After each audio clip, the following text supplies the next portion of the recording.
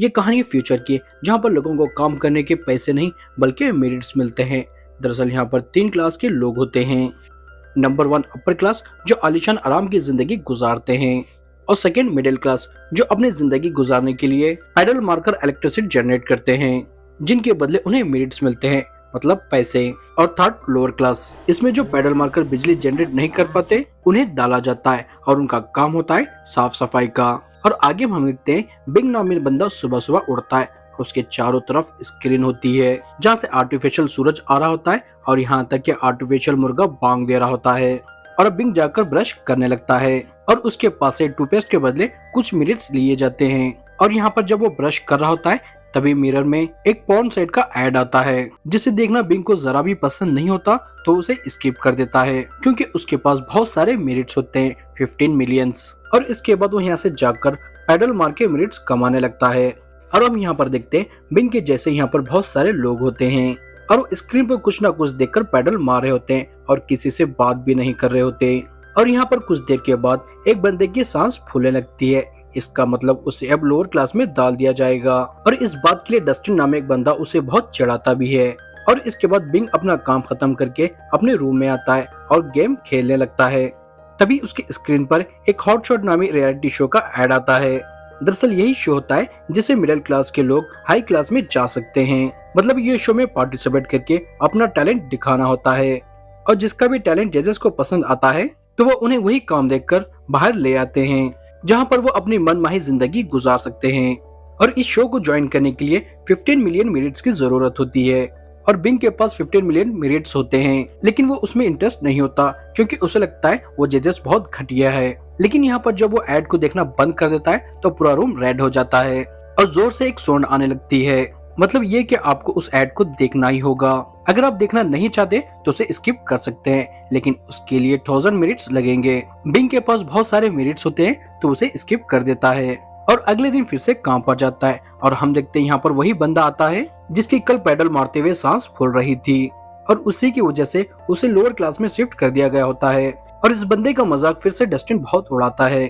और इसके बाद हम देखते हैं बिंग जब बाथरूम में जाता है तो उसे वहाँ पर एक एबी नामी लड़की की गाने की आवाज आती है जो बहुत खूबसूरत होती है और इसे सुनकर बिंग इम्प्रेस हो जाता है और उसे एबी से पहली नजर में प्यार भी हो जाता है। तो वो कैसे भी करके उसे बात करना चाहता था और उसे लंच के समय उसे बात करने का मौका मिल जाता है, तो उससे बात करता है और यहाँ पर इन दोनों के बीच बहुत सारी बातें होती है और बिंग उसकी आवाज को लेकर उसकी बहुत तारीफ करता है और उसे हॉट शॉट शो में जाने को कहता है, जो सुनकर पहले तो वो उसकी तारीफ करने के लिए थैंक यू कहती है और उसे बताती है वहां पर जाने के लिए उसके पास 15 मिलियन मेरिट्स नहीं है और वो इतने सारे मेरिट्स कमाने की भी कोशिश करती है। उसे 9 महीने लग जाएंगे, मतलब उसे 9 महीने तक पैडल मारना होगा। जो सुनकर वो उससे कहता है तुम उसकी टेंशन मत लो, मैं तुम्हें दे दूंगा क्योंकि मेरे पास 15 मिलियन से ज्यादा मेरिट्स है।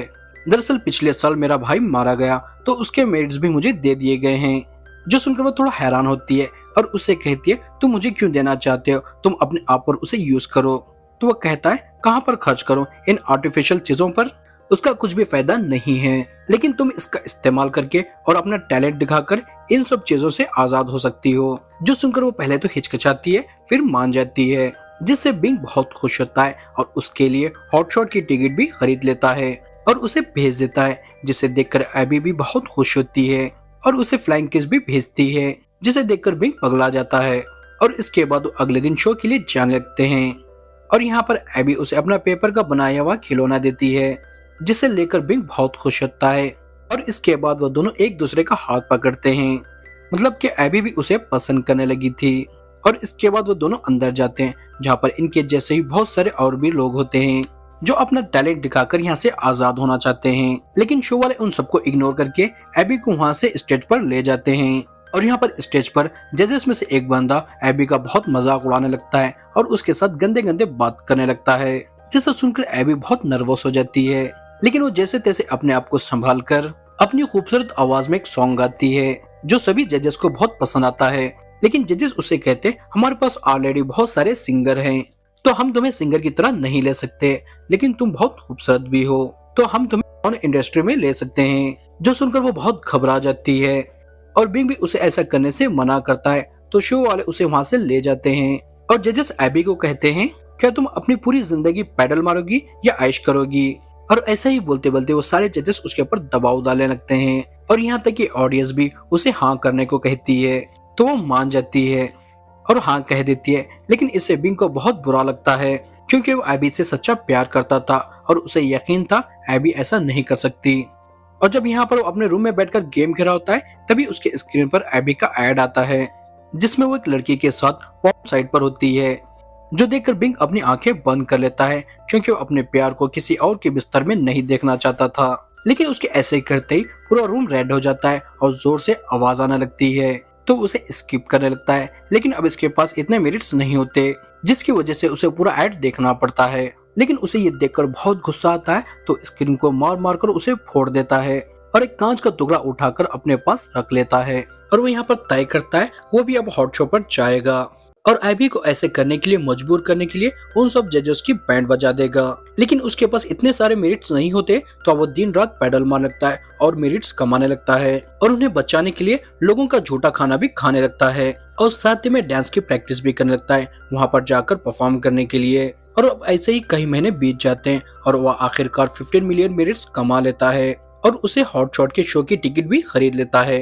लेकिन वहाँ पर जाने से पहले उस टूटे हुए ग्लास को अपने पास वो छुपा लेता है और अंदर जाने के बाद कई दिनों के बाद उसका नंबर आता है और वो स्टेज पर जाकर डांस करने लगता है जो लोगों को बहुत पसंद आ रहा होता है। लेकिन वो बीच में ही रुककर उस टूटे हुए ग्लास को अपने गले पर रख लेता है और जजेस से कहता है मुझे तुम लोगों से कुछ कहना है, अगर मेरे पास मुझे रोकने के लिए कोई आएगा तो मैं अपने आप को मार दूंगा। जो सुनकर जजेस उसे कहते हैं ठीक है तुम जो भी कहना चाहते हो कहो। जो सुनकर वो पहले तो उन्हें बहुत सारी गालियां देता है और उनसे कहता है तुम लोग सिर्फ अच्छा होने का दिखावा करते हो और हम सभी को एक खिलौना समझकर जैसे चाहे वैसे इस्तेमाल करते हो। हमारे पास सभी चीजें आर्टिफिशियल है और तुम्हारे पास नेचुरल, लेकिन मुझे इससे कोई फर्क नहीं पड़ता। लेकिन तुम लोगों ने मेरी जिंदगी बर्बाद कर दी है। मुझे कोई चीज पसंद आई थी, तुम लोगों ने उसे मुझसे छीनकर सेक्स टॉय बना दिया। और इसके बाद वो उन्हें गालियां देने लगता है, वो भी बहुत बुरी बुरी।